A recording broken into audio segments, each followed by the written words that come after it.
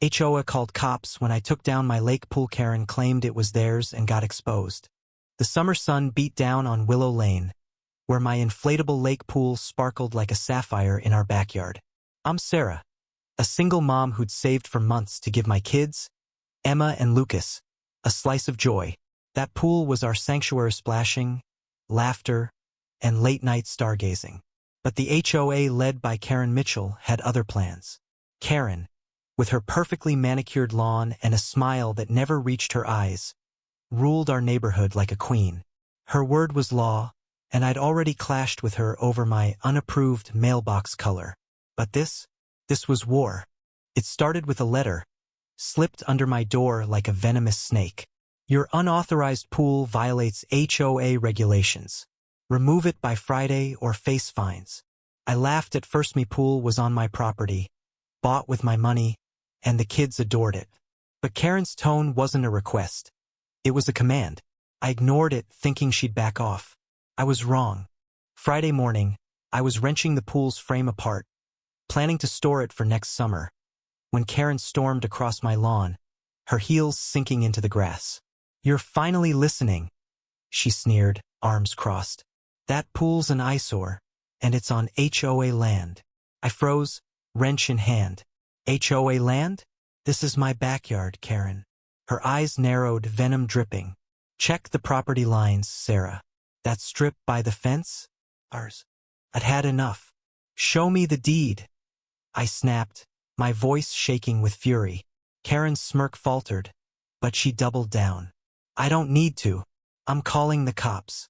My heart pounded as she dialed, her voice syrupy sweet as she reported a trespassing issue.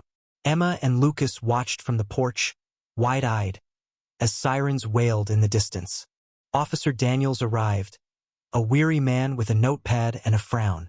Karen launched into her tale, painting me as a reckless squatter stealing HOA property. I explained my side, showing receipts for the pool and pointing to the surveyor's map I dug up from my closing documents. The line was clear. The pool was mine. Daniels sighed, clearly tired of Karen's theatrics, but said he'd need to verify with the HOA. That's when Mrs. Ellison, our elderly neighbor, shuffled over, her cane tapping the ground. She was a quiet woman, rarely seen outside her rose garden, but her eyes burned with something fierce. I've got something to say, she rasped, holding up a yellowed envelope. The twist came like a thunderclap. Mrs. Ellison had been the HOA's secretary decades ago and kept records Karen didn't know existed. That strip of land, she said, voice steady, was deeded to Sarah's property in '98. Karen's lying. The air shifted. Karen's face drained of color, her mouth opening and closing like a fish. Daniels took the envelope, scanning the faded document. It was undeniable, me land, my pool. Karen stammered. That's outdated. We redrew the lines. But Mrs. Ellison's glare silenced her. You redrew nothing, Karen. You've been bullying the street for years. The officer turned to Karen, his tone sharp. Ma'am, filing a false report is serious. I'll need to speak with you. Karen's bravado crumbled, her hands trembling as she tried to backtrack.